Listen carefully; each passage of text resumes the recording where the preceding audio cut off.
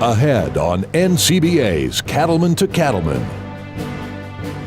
We'll discuss why comprehensive tax reform is necessary to help protect family-owned ranches.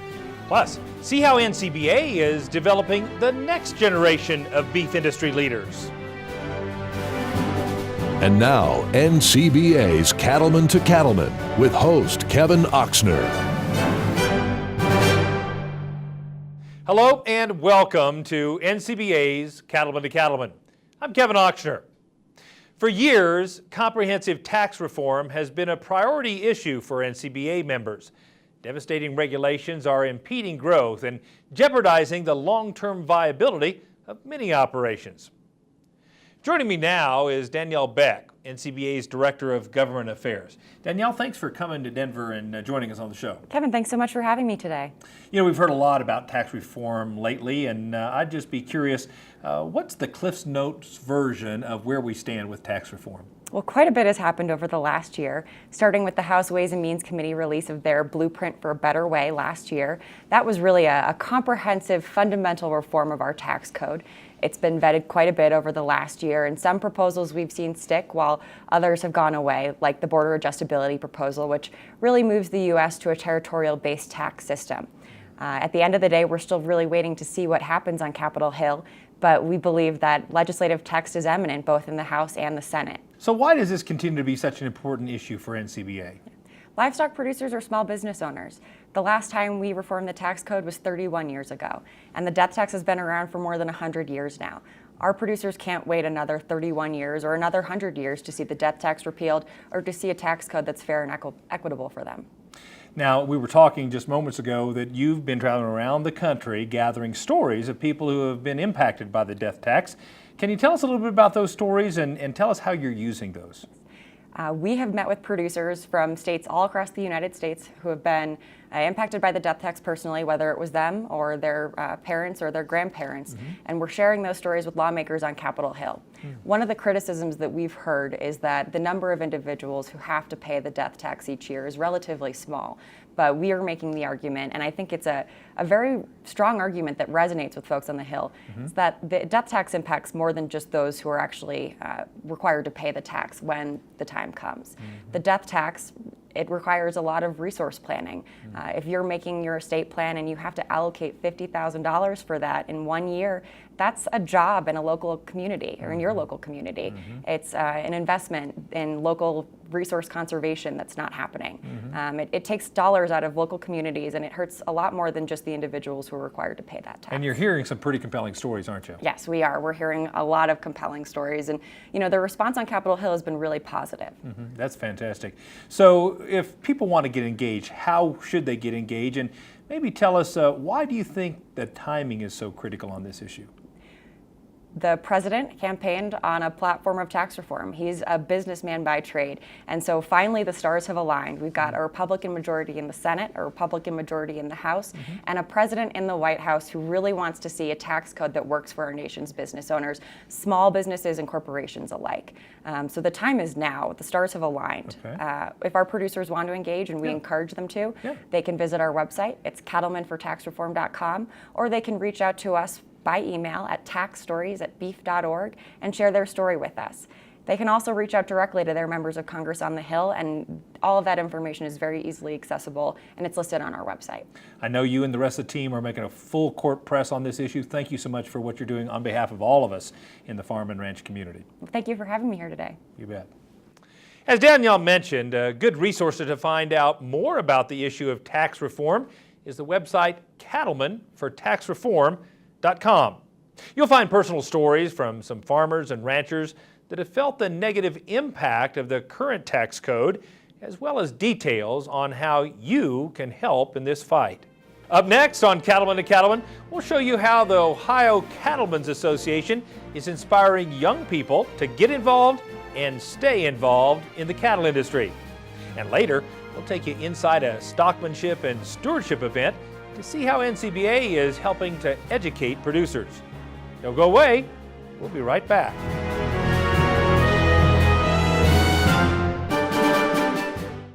What does it mean to be an American cattleman?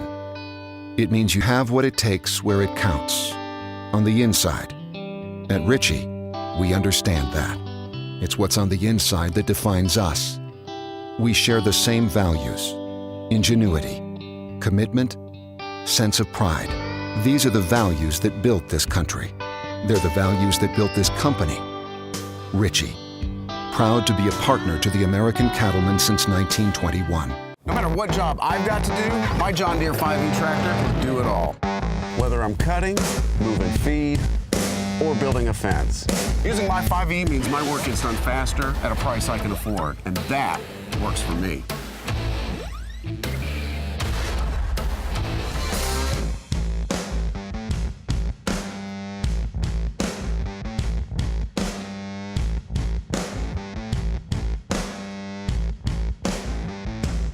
Hello everybody, Stormy Warren here from SiriusXM's The Highway. Join me at the 2018 Cattle Industry Convention and NCBA Trade Show in Phoenix, Arizona. Come explore over 6 acres of displays from more than 350 companies during the best cattle industry trade show. Plus, you can have some fun with my friend comedian Bill Engvall at our exclusive Cowboy Comedy Club. So blaze a trail to Phoenix, January 31st to February 2nd. Find out more at beefusa.org.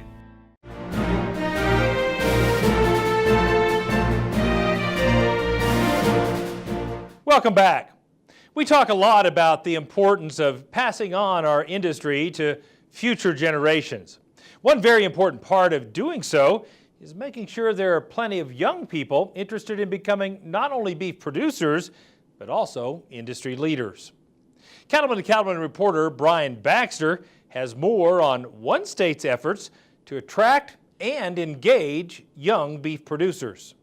The future of our industry are the young folks that maybe are now showing in the junior shows and stuff. We have to keep them interested in the industry for them to want to continue on to do this as a livelihood.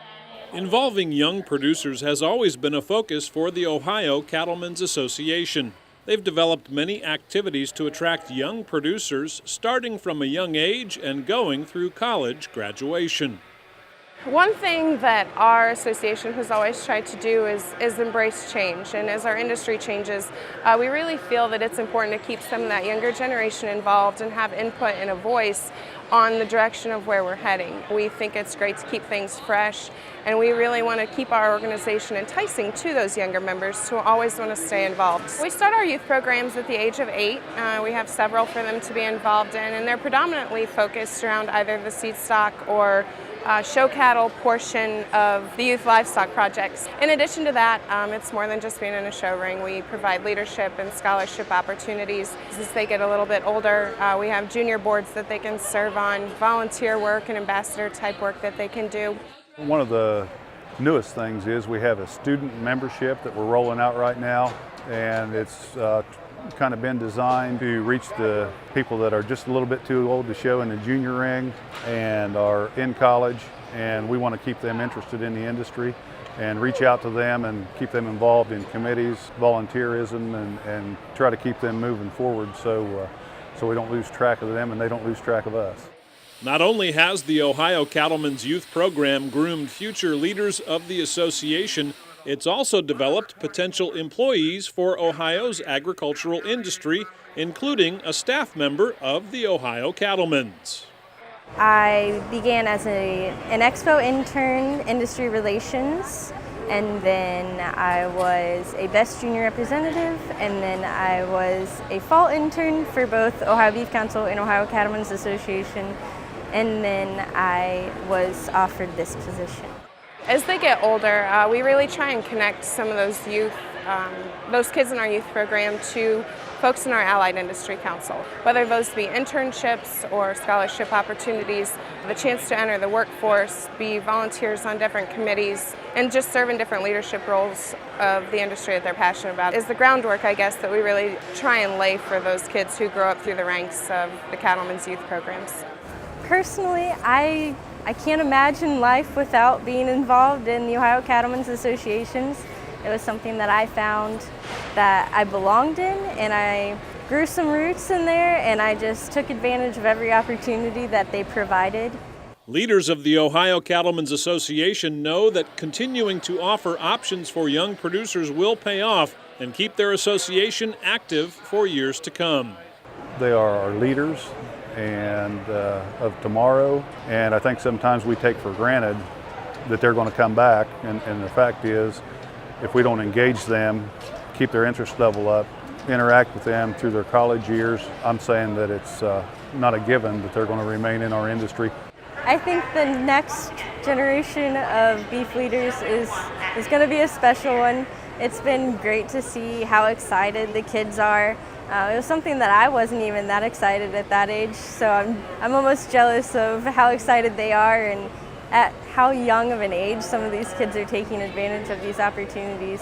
Just the responsibility that we're learning and the leadership opportunities that are open to us. It definitely changed my life, and I know it's going to change hundreds and thousands of others' lives as well. Young producers are important to the Ohio Cattlemen's Association because they're the ones who are going to make or break us, and I think our future is very bright here in Ohio with the enthusiasm and professionalism that some of our young cattlemen here provide to our beef industry.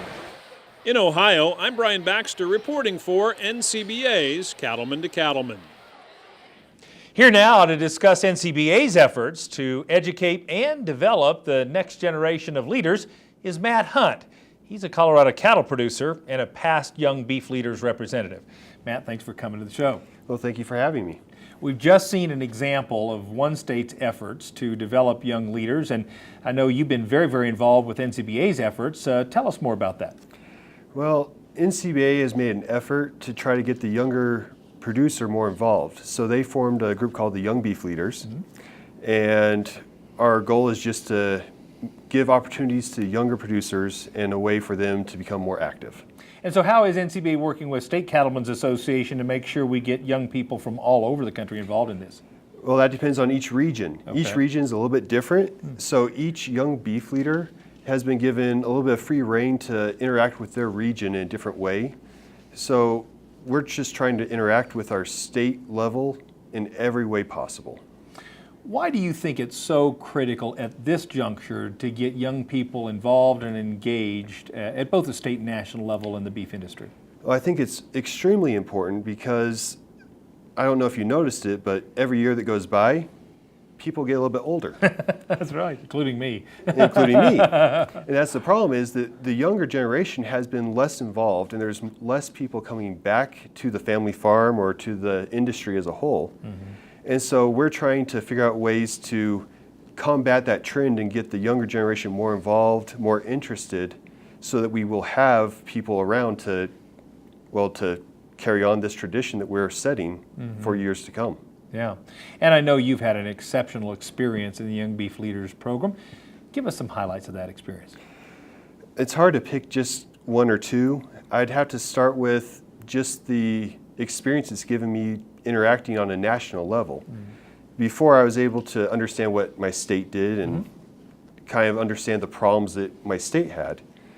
However, when I got involved with the YBL, I started to realize that my problems were the same that the industry as a whole were facing. And the YBL was able to give me experiences of how to combat those problems I'm facing in a different ways that other states have already faced and stuff that we might be facing in the future. So for the young producers watching, how would you suggest they get engaged? Depends on how much time they want to commit. Okay. They can get engaged with the YBL right now. All they have to do is call up the state representative or go online, look it up. We have ways to get involved. There's meetings that we hold. We have phone calls. We tell them about what we're doing, how they can get involved, and they can spend as little or as much time as they want to right there. If they want to get involved with a more leadership level, then they can contact their state representative, their state organization, and there will be an election every other year for each region. Gotcha. And if they get involved with that, then they will basically learn what it takes to be an officer in the NCBA. I see. Fantastic. So great learning and proving grounds for future leadership opportunities with NCBA then. Yes, it is. That's fantastic.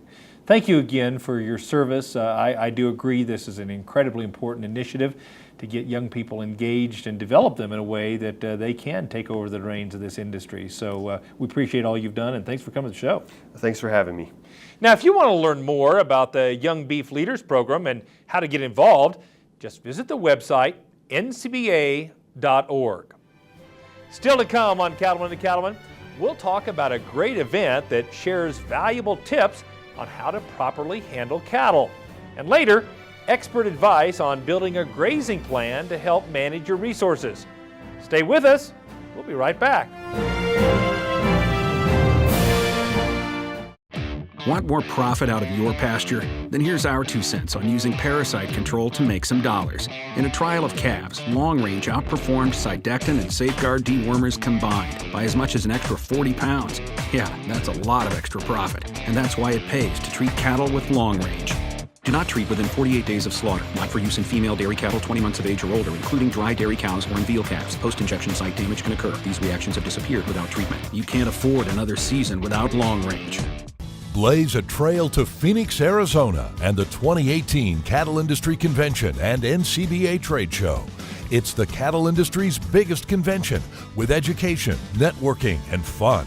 Plus, you can check out the huge NCBA Trade Show, outstanding entertainment, and more. Don't miss the 2018 Cattle Industry Convention and NCBA Trade Show in Phoenix, January 31st through February 2nd. Visit beefusa.org for more.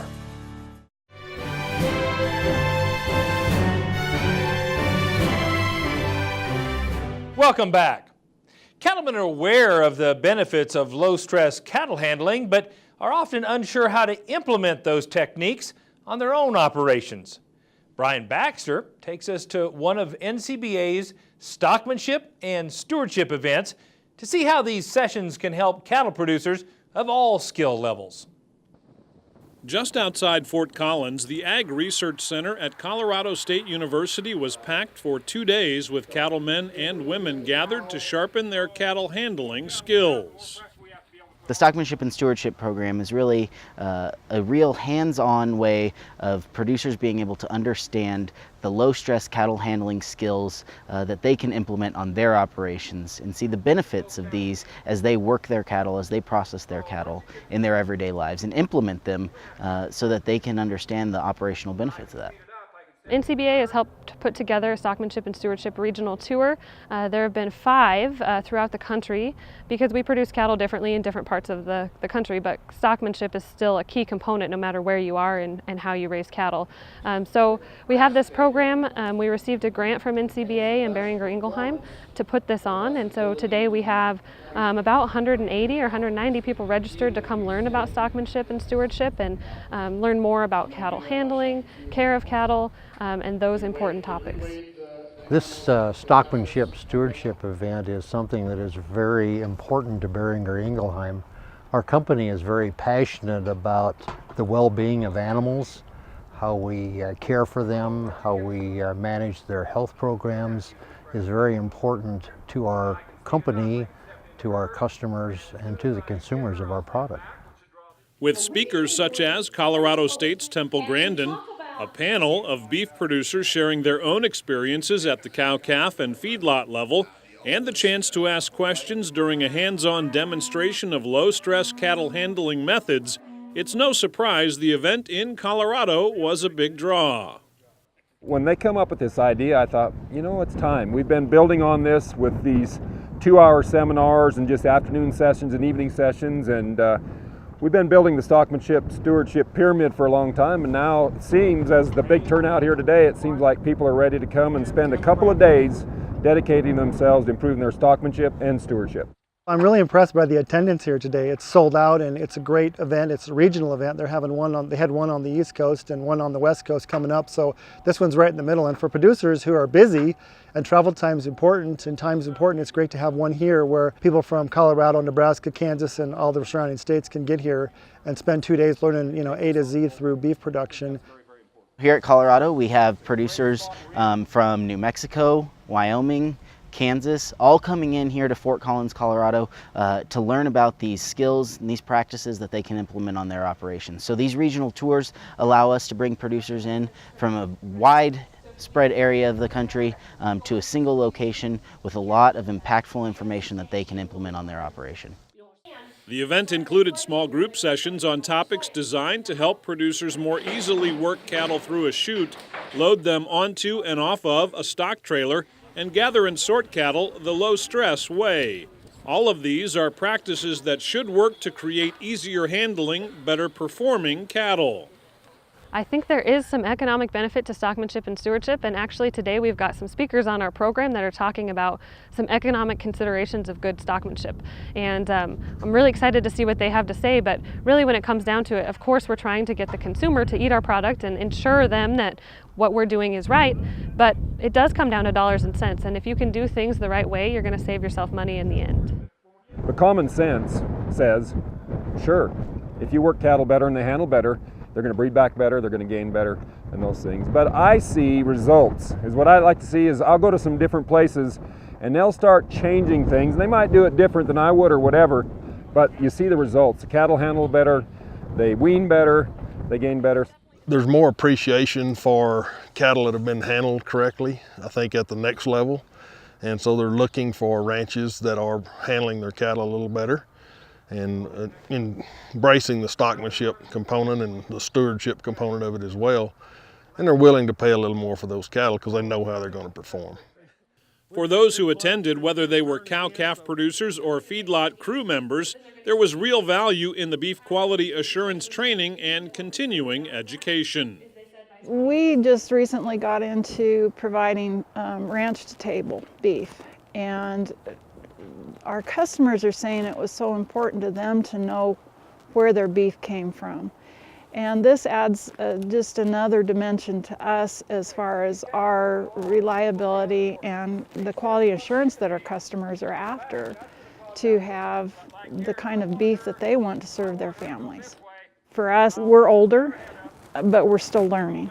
And so we just felt like we needed to be here. I think especially I like to know more about how the industry is, and like I said, for the cattle handling, mainly understanding the cattle behavior and the way that you posture with the cattle, I think should be one of those things I can definitely go there and apply. The message is it doesn't matter if you're large or small, that there's a certain protocol that we all need to follow in being good stewards of the land, good stewards of the livestock that we raise. And when we do that, then we can call ourselves good stockmen. As valuable as the information was, producers also appreciated that this regional event with 2 days of hands-on learning, expert speakers, BQA training, and meals only cost them $75. I made the commitment to come before I looked at the price. And I remember the moment that I saw $75. That is really inexpensive. And then when you look at the value of the meals, the food has been awesome. It's worth far more than $75 investment. It was very inexpensive I felt like the value for us to be here was amazing. They could have charged double and I still felt like we got our money's worth. We work on keeping the cost to attendees reasonable for producers. We know that the information is valuable and we want to reach the producers with this valuable information.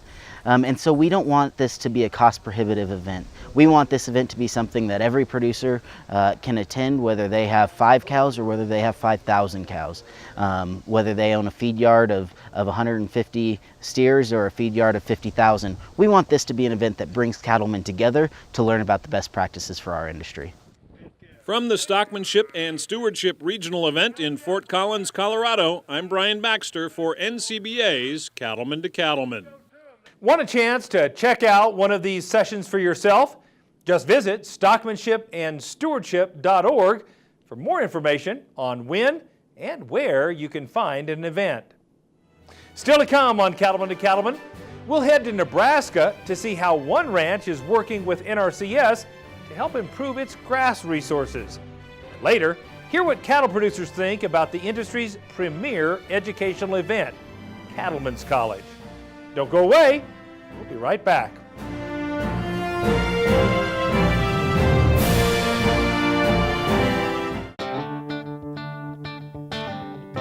Long live the courageous, the tenacious, the ones who push forward and give back. Long live the greater good, the helping hand, and long live the truck built to outlast them all. Ram, America's longest lasting pickups. There is a new world out there, revealing itself in unpredictable ways. A world that demands more from the land and those who grow, farm, and build on it. This new world calls for the ingenuity to get more out of it, while preserving as much as we can. After all, to stay ahead of tomorrow, we need to be equipped for it today.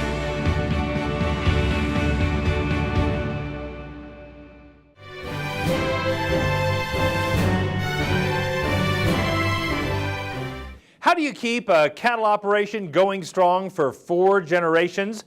One vital strategy is by doing everything you possibly can to manage and care for the land. Cattleman to Cattleman reporter Matt Fleck takes us to Nebraska to learn how one family ranch is taking advantage of help from the NRCS to implement conservation practices and stay economically viable for the long term. The Maddox Cattle Company is a family-run cow, calf, and yearling operation with deep roots in the sand hills of southwest Nebraska. The history of our ranch goes back to my great-grandparents, Taylor and Clara Maddox. They came out and homesteaded in 1886. Well, this is the 131st year of our family being in the cattle business, and conservation of our ranch, of our natural resources, is the #1 thing. I'm the 4th generation, my boys are the 5th generation on the ranch, so I think that lends itself to taking a long-term view of conservation. Certainly we've taken a view about being profitable, but the key point there is that conservation and profitability really go hand in hand. Over the years, the Maddox family has continually innovated to improve their care of the land. They've worked closely with the USDA Natural Resources Conservation Service and created a detailed grazing plan for their ranch.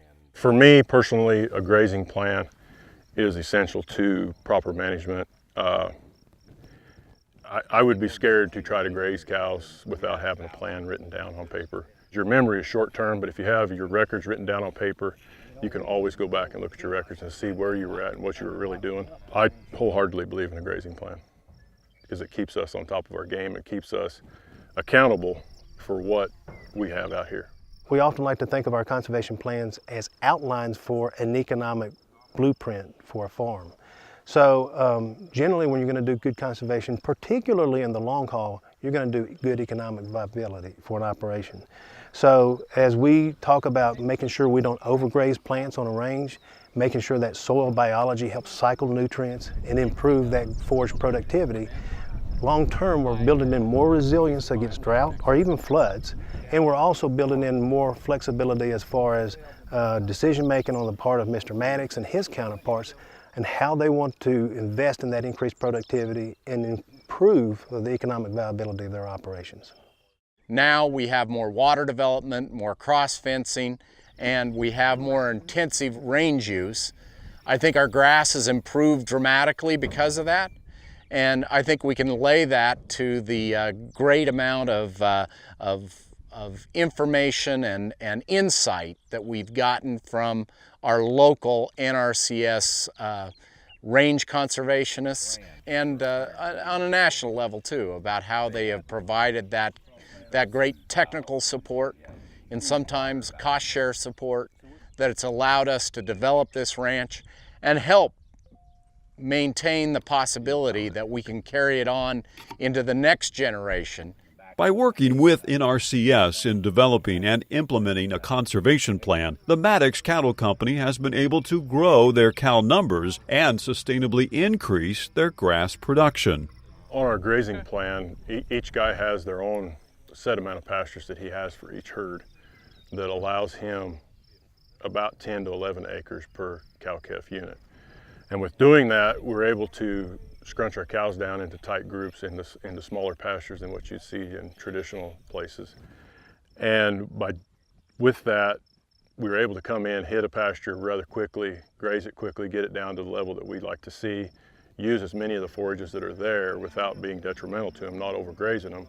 And that allows us to have, because we're going to be able to have a longer rest period behind what we're doing, we typically try to build in a 90 to 100 days rest on our pastures. With doing that, we can have all of our plants can have ample rest, but with ample rest, they're able to recover at least to the level where they were before we went in, if not progress a little bit past that stage. In doing so, we can add more numbers to our cows. We make the cows graze year-round. They graze corn stalks in the wintertime, and then we graze native range in the summertime, along with some other things like cover crops and some irrigated grass, but mainly is a year-round grazing program. And I think it's been 7 or 8 years since we have last fed a cow. And so we think that's one of our unique advantages here in our operation, is that we have that good winter resource of corn stalks, and we try to maximize our use of those corn stalks, and our whole genetic program, our whole system of calving is all geared to minimize our inputs on those cows. At the Maddox Cattle Company, both the land and the cattle are healthy and thriving, and with these kinds of results, the value of focused conservation planning with help from NRCS is clear. The benefits of conservation, not only to our clients, to Mr. Maddox and his counterparts, can't be overstated. As we talked about, the fact is it's a partnership, and it has to be something that's really advantageous for our clients in what they want to achieve on their respective operations. At the same time, investing in conservation not only makes his short-term viability better, but it makes the long-term viability better, because we actually are protecting and allowing the land to heal and restore itself. I think that NRCS has a wealth of knowledge about various different practices, whether it be in farming or in ranching, and on soil conservation, water quality, all of those topics. I think that the Cattlemen bring something to the NRCS in that there is a level of practicality and a great deal of observation that happens by the individual cattle producers, that they provide that feedback to NRCS, which helps them refine and redevelop their programs so that their advice, their recommendations are really tailored to that operation out in the country. Reporting from Southwest Nebraska, I'm Matt Fleck for NCBA's Cattlemen to Cattlemen. To learn more about conservation planning, call your local NRCS office or visit the website nrcs.usda.gov. Still ahead, we'll check in with the cowboy poet Baxter Black. Plus, we'll tell you about a simple and quick system from Merck that can help you diagnose BRD. Stay with us.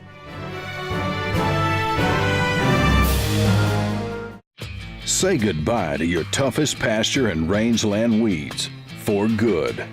Because one product offers season-long control, handles the widest spectrum of broadleaf weeds, and clears the way for increased forage with greater grazing flexibility.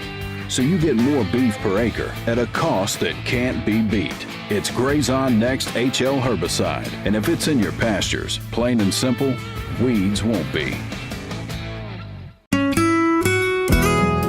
Stay Tough fence will last 3 times longer and is 4 times stronger than low tensile fencing. High tensile wire, solid vertical stays, and tight fixed knots all provide superior strength. You will use fewer posts, saving time, labor, and money. Protect your investment for generations with Stay Tough fence. Stay strong, stay tight, stay tough.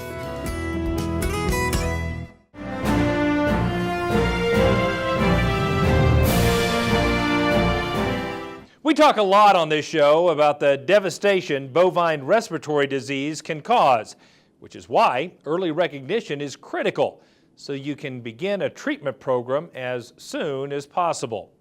Brad Bulla has more on a detection system from Merck that can help producers recognize the symptoms of BRD earlier to help protect the health of their herd.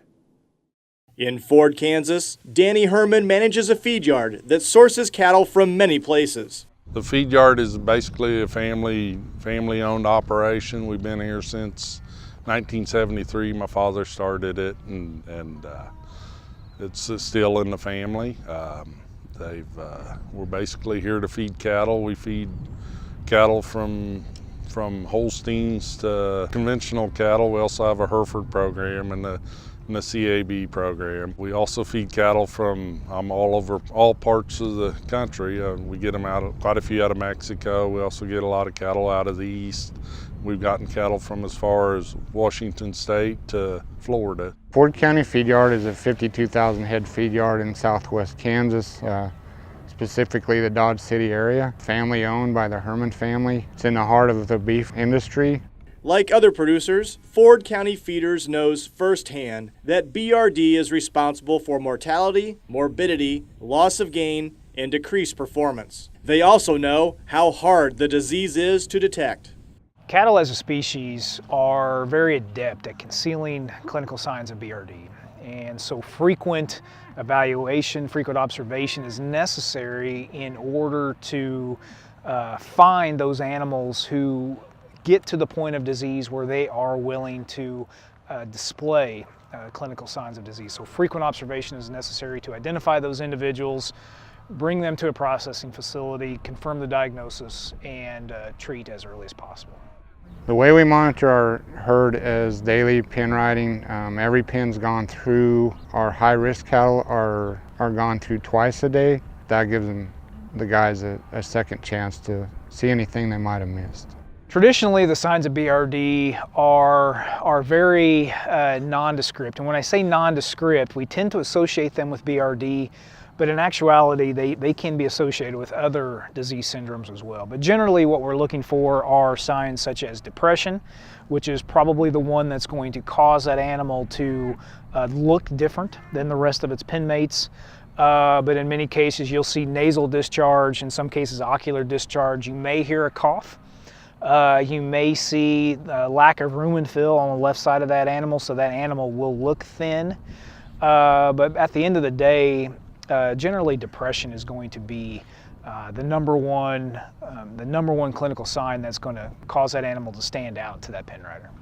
The symptoms that the guys look for, number one is appearance of the animal, whether he's full or not. The next thing would be breathing rate. If they're breathing hard and heavy, they'll isolate themselves also when they're sick, which is an indication that they probably ought to take a trip to the hospital. Producers and veterinarians agree that early and accurate detection of BRD is critical in getting a jump on the disease. Not only does early treatment result in faster response from the animal, it also means a better bottom line for the operation. The benefit of treating BRD early is the bottom line, which is efficiency, which translates to dollars.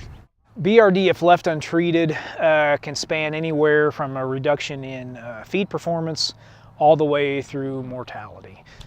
What we know based on economic models is that animal that has subclinical BRD is left untreated and makes it all the way to slaughter. That animal, on average, is losing roughly $40 per head compared to that animal that does not have lung pathology, based upon current market prices from the last 10 years, roughly. The scary thing is that roughly half of those animals with evidence of lung pathology have no history of BRD treatment in the feed yard. And so that goes back to the fact that these animals are very good at concealing the fact that they're sick, and why new diagnostics are necessary in order to find those animals. Whisper from Merck Animal Health is a unique tool that is giving producers a new way of diagnosing BRD and helping reduce their use of costly treatments. Whisper, just like a traditional stethoscope that your physician would place on your chest and back at your annual physical, is an automated form of that device where it is capturing the sounds that is generated in that animal's chest. And so there's a number of sounds that animal generates from its chest. That is a combination of air sounds coming from the lungs. And so Whisper is capturing those sounds, converting it into a digital file, processing those sounds through a computer software, and then generating a score that the user then sees that reflects the severity of BRD that that animal is suffering. Whispers helped our feed yard in basically treatment cost. Some of the cattle that come into the chute, if they don't score a high enough lung score with the temperature in consideration, we'll use a least cost treatment program. And to me, you know, if you can get an animal well with the least amount of money, that's where we strive. So the scoring system of whisper use in the hospital ranges from a whisper score of 1 up to a whisper score of 5. Whisper score of 1 meaning that that animal is relatively normal or has minimal BRD impacts at that point in time, all the way up to a 5, meaning that that animal's lung tissue is severely compromised. And so depending upon where that animal is within that range reflects the severity of BRD in that animal. Veterinarians can use whisper to augment what they're already doing today. And so right now we're generally using rectal thermometers to confirm that BRD diagnosis at the chute. We know that the observation of depression and a rectal temperature are not specific for BRD. There are other things, other syndromes that can cause the same clinical signs that BRD causes. And so utilizing or adding on an additional tool such as whisper in this case gives us a clear picture of the health of that animal and allows us and directs us to be smarter about our therapy thereafter. I think using the new technology like whisper is important to the industry. It gives them another tool to use to efficiently take care of the animals. BRD is a tricky disease, but these producers are finding that the whisper technology is providing them with one more tool to help better manage the health of their cattle. I'm Brad Bullard reporting for NCBA's Cattlemen to Cattlemen. You can learn more about the Whisper stethoscope at whispercattle.com. And learn more about the mini BRD treatment products Merck has to offer. Just visit their website. That's mercanimalhealthusa.com. When we return, it's time for another visit with our good friend Baxter Black. Stay with us. We'll be right back. This isn't a 9-to-5 job. So when you check the pants one last time and get things ready for the night crew, it's not the clock that tells you the day is over. It's the confidence of knowing you got it right. So when you see the signs of BRD, choose confidence. Choose Suprevo from Merck Animal Health. Talk to your veterinarian about Suprevo for BRD treatment. Hey everybody, I'm Stormy Warren from SiriusXM's The Highway. Join me for the 2018 Cattle Industry Convention and NCBA Trade Show in Phoenix, January 31st through February 2nd. You can find out more at beefusa.org. We know you're up before the dawn because the cattle rise before the sun. And you spend long hours in the saddle because the herd isn't always over the next rise. And you care for the land because you know it takes care of your family. And we know you do great work. And it's time to tell that story to the marketplace. IMI Global is here to help you do just that. If you're allergic to progress, I'll catch you later. How important is it for your vaccine, medicine, and pour-on to be accurately administered? I mean, does a 376-pounder get the same medicine as a 400-pounder behind him? And how about your pour-on? Cows can easily differ 100 pounds. Tapari has a pistol grip that automatically calculates the specific doses. It's amazing. You betcha. Squeeze chute required. Check it out. Tapari.com.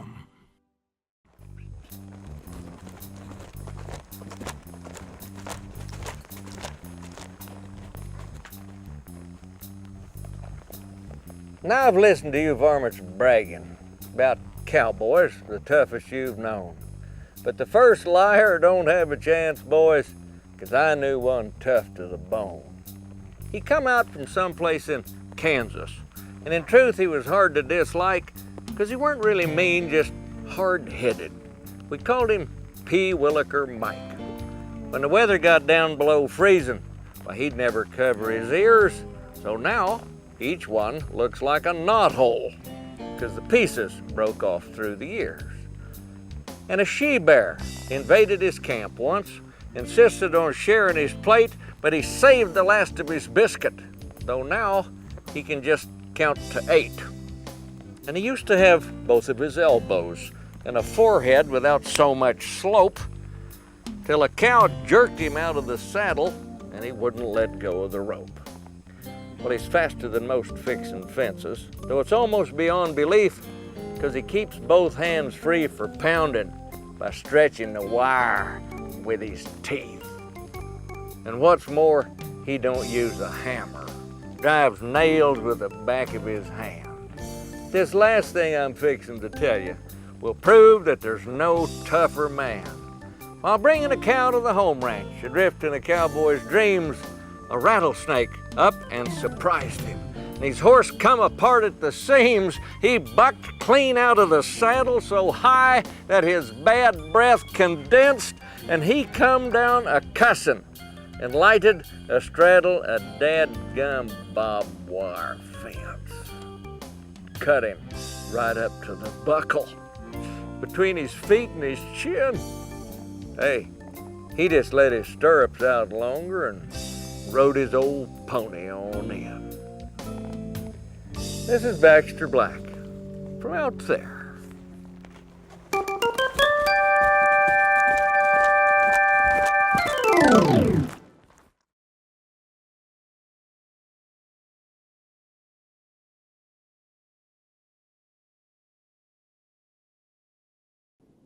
Ouch!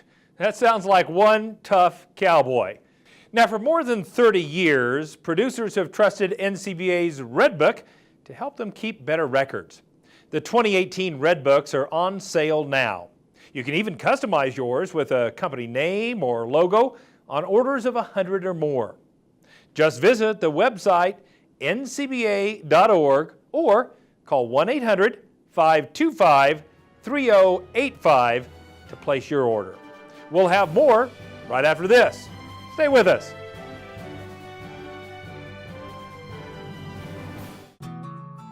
Well, I think a rancher has to be a steward of the land. There's nobody else that can take care of the land better than a rancher.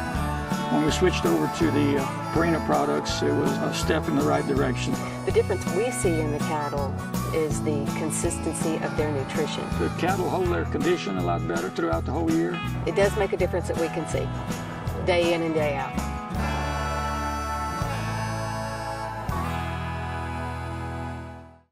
Hello everybody, Stormy Warren here from SiriusXM's The Highway. Join me at the 2018 Cattle Industry Convention and NCBA Trade Show in Phoenix, Arizona. Come explore over 6 acres of displays for more than 350 companies during the best cattle industry trade show. Plus, you can have some fun with my friend comedian Bill Engvall at our exclusive Cowboy Comedy Club. So blaze a trail to Phoenix, January 31st to February 2nd. Find out more at beefusa.org.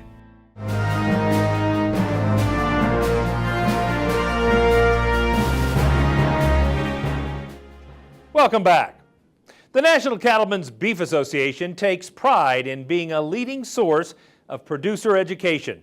And Cattlemen's College is famous for its stimulating and thought-provoking sessions that always draw a crowd.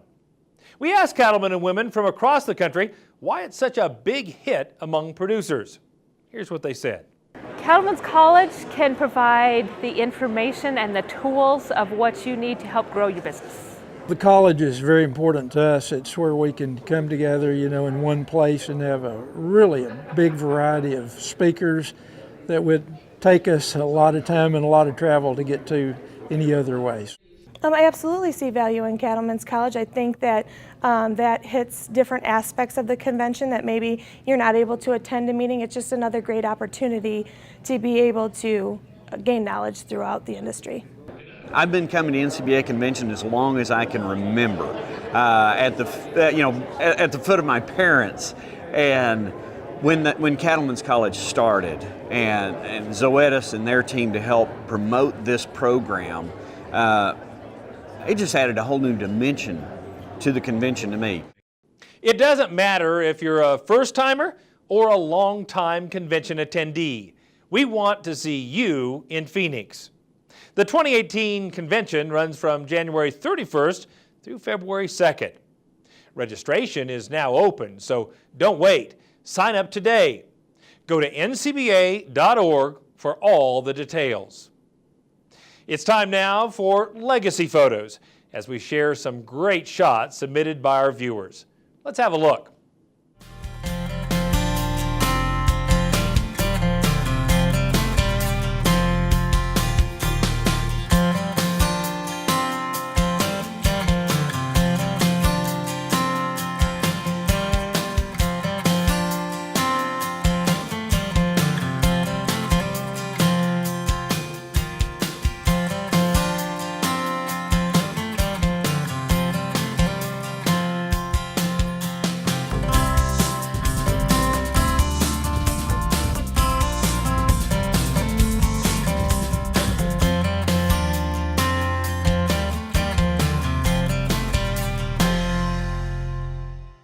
Want to see your photo on Cattlemen and Cattlemen?